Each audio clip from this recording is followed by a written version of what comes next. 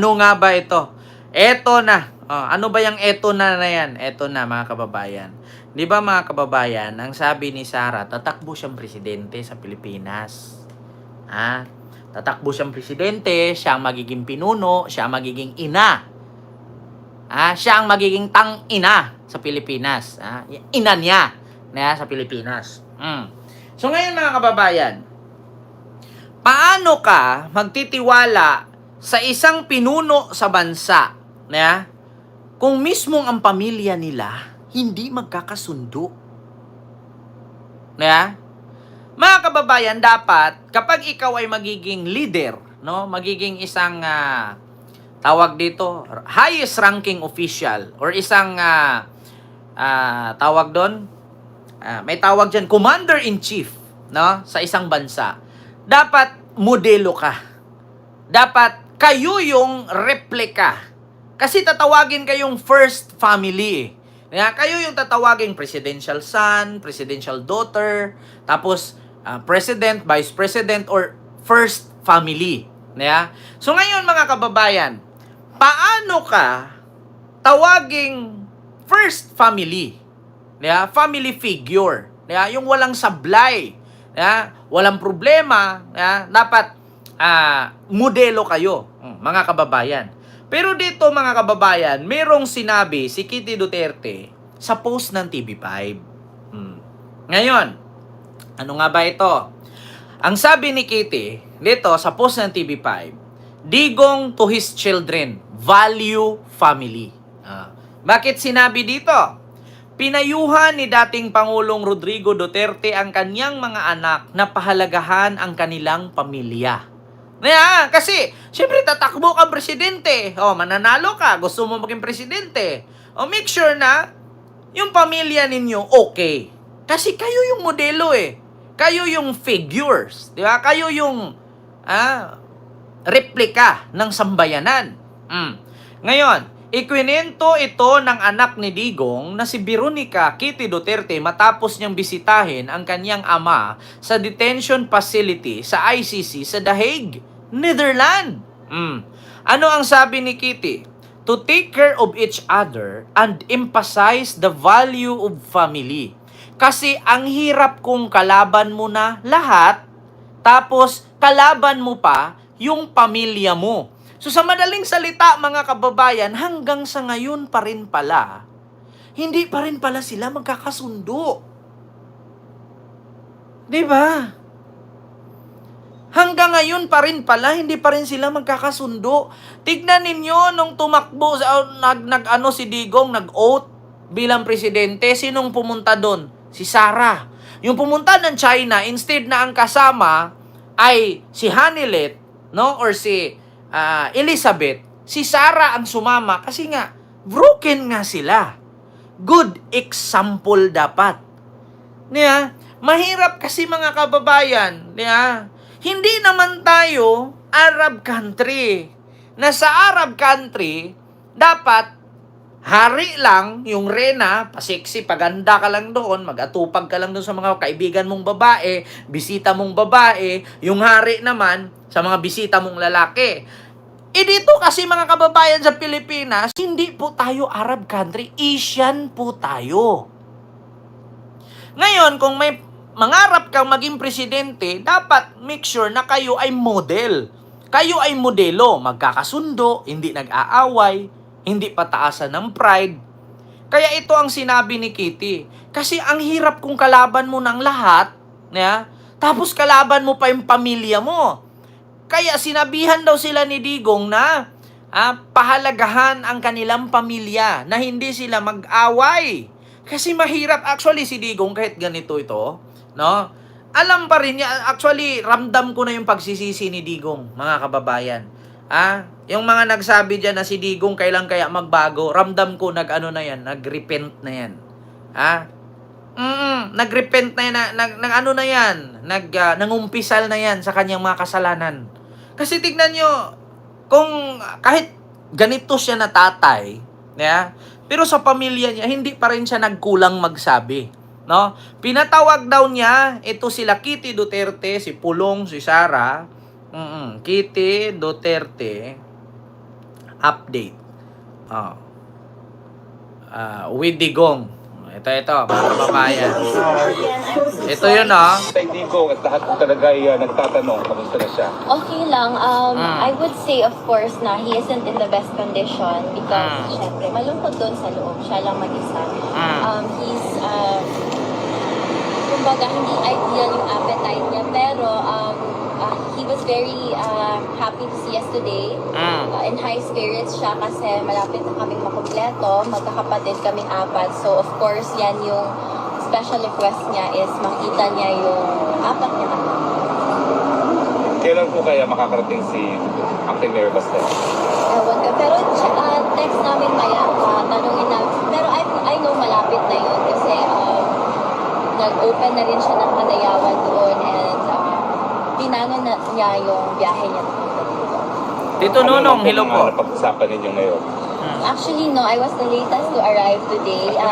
Pagdating ko, as I entered the room, si Manong Pulong nandun nakaupo sa sahig, nagmamasahe na As usual.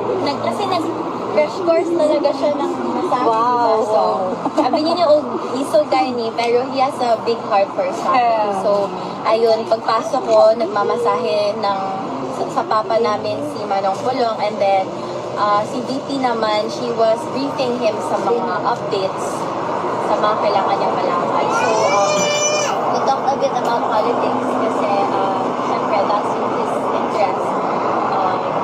Sinabi ni DP about the Nagos project. Bawal daw pag-usapan nila doon yung patungkol sa politics at sa mga project about sa politics kasi bawal daw. At saka limitado lang daw ang kanilang pagkakwentuhan doon. Ang pinaka-importante daw sa kanilang pinag-uusapan doon ay dapat maligo ka naman, Kitty. Ilang araw ka din naliligo? 2? Maligo ka naman, uy. Diyos ko po. Hindi daw naligo si Kitty, sabi ni Pulong. Dapat din daw maligo. Tawa nga ako nung habang pinapanood ko eh. Pero si Hanilet Echapuera na hindi siya nakakapasok na doon. Kaya duda nga ako mga kababayan na yung nagsabi na hindi papasukin si Hanilet dahil kay Kaufman, si Sara ang nasa likod nun. Si Sara nagsabi doon. Kasi bakit? Kasi kung nandoon si Sara, nandoon si Hanilet, nandoon si Pulong, nandoon si Baste, hindi yan magkakasundo yung mga yan. Maniwala ka sa akin. Bakit? Maniwala kayo mga kababayan. Kasi bakit? Si Hanilet po kasi hindi talaga nila bet. Hindi kasi nila talaga bet si Hanilet. Kasi bakit? Kasi kung bet nila si Hanilet, bakit si Alputera ang sinusuportahan ni Pulong, ni Baste at ni Sara? Hindi si Hanilet. Kaya sabi ko sa inyo mga kababayan, mahirap maging presidente kung mismong pamilya ninyo kalat. Kung mismong pamilya ninyo hindi magkakasundo. Mga kababayan. Kalat, hindi magkakasundo, may kanya-kanyang pride. Talaga pong mahirap maging presidente. No? Kaya, buti na lang yung ating presidente mga kababayan, yung asawa, siya, walang issue na may jowa si ganito, may kabit si ganito, may kabit sa ganyan. Hindi siya katulad sa tatay niya noon na merong pinagsisilosan si Madam Mildy. Naalala ninyo, naglagay pa nga daw ng recorder sa ilalim ng kama para marinig kung anong ginagawa, anong nangyari. May mga ganyan-ganyang issue. Tapos, nasalisihan pa daw ni Lacson. Kaya daw nagbunga si Amy. Diba? Ito kwento lang naman. Mga urban legend lang naman. Wala namang mga katotohanan. Yan lang mga kwentong-kwentong bayan. Dahil daw si Apulakay daw may jowa-jowa daw na artista ba yun? Yung Americans. Tapos ito namang si First Lady may jowa-jowa daw. Yung si Mayor Lacson daw. Diba? Na nagbunga daw, kaya daw nanalo, sabi nga ni Winnie Munsud, totoo ba na hindi kayo nagjowa? Gumaganon si Winnie Munsud. Tapos meron pang isa na nag-interview kay Imelda na, totoo na, sabi kasi ni Imelda, si Marcos, bago ko napangasawa yan, maraming ginto. Yung basement ng bahay ni Marcos, puro gold. Oh, mga ilang metric tons of gold. Sabi naman nung nag-interview sa kanya, kung totoo yan, di sana lumubog na yung bahay mo. Sabi naman ni Imelda, paano lulubog kung nasa basement nga? Tanga din yung nag-interview. Tawa ko ng tawa. Kasi bakit? Kasi kung totoo daw na naparaming ginto ni Marcos sa tuni-tunilada na sa ilalim sa basement, di sana lumubog daw ang bahay. Sabi naman ni Imelda, paano lulubog kung nasa basement nga?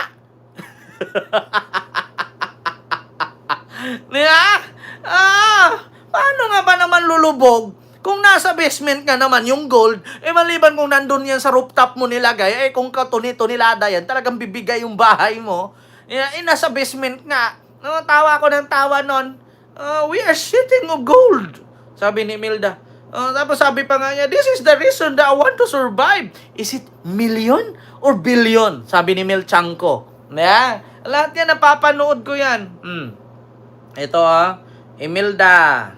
Ito, minsan natatawa ako sa mga reporter na pabida, di ba? Imelda, bahay ni Marcos, puro gold. Tapos yung nag-interview, di bumigay. Ito sa first one, paano lumago? Sa kasalukyableng Ito. Yes, I have the documents. Ito. Tons? Yes, I have the documents.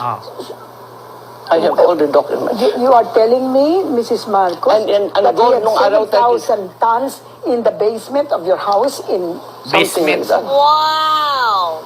di nahulog na yung bahay niya sa weight of that. Hindi, sa basement na, lupa na yun eh. Di ba? Are you telling me, Mrs. Marcos, that tons of gold in the basement? Di nahulog na yung bahay ninyo sa bigat ng ginto. Sabi naman ni Imelda, hindi, paano nulubog? Lupa na yun eh. In the basement of your house in... Something like that. Wow! di nahulog na yung bahay niya sa weight of that. Hindi, sa basement na, lupa na yun eh. Hindi, basement na yung lupa na yun eh. Paano lulubog? Di ba?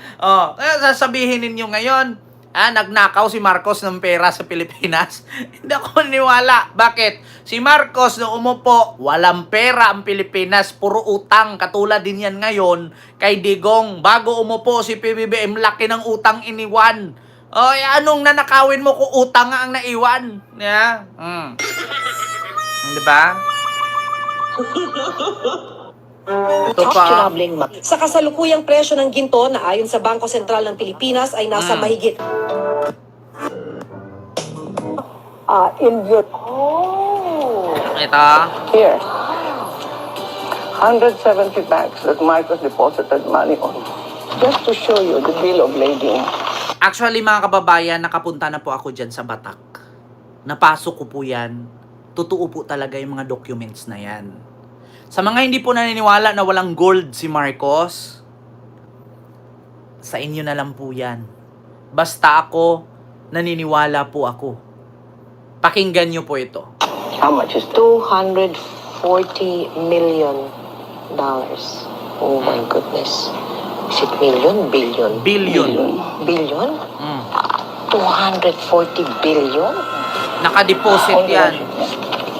At yan yung kinausap ni Imelda Marcos ang mga senador sa Senado na for our beloved senators, help me to implement the will and testament of my late husband, Ferdinand Marcos.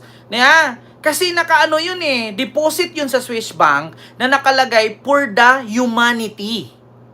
Taong bayan ang nakalagay. So mawi-withdraw lang yung deposit na yon for the charity of the Filipino humanity, yun nakalagay. So ma-deposit yun kung tutulungan siya ng gobyerno ng Pilipinas. Iba ang question doon. Totoo ba na may relasyon kayo ni Mayor ganyan-ganyan? And these are plenty of shipments.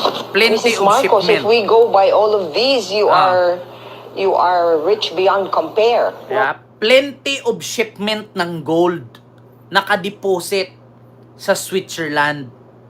Di ba? Ah, This will save the world. The world. The world. This This is the reason why I want to survive. Diba? And it's not for me anymore. So, Mrs. Marcos, are you saying you're open to giving some or an amount of this one to the country, to the Filipinos? Not only the Philippines, but the world. di ba? Not only the Philippines, but the world. Kasi mismong si George W. Bush, nakita niya yan eh. Diba? Kaya sabi ko sa inyo mga kababayan, may something inggit talaga mga Duterte sa kanila. Tapos sasabihin nila bangag, sabihin nila ganun. Eh kung meron man totoong bangag, yun yung magbablog sa loob ng CR. 'Di ba? Oo. So yun lang ha, mga kababayan, yung ating live. Hindi ko na siya masyadong pahabain. 'Di ba?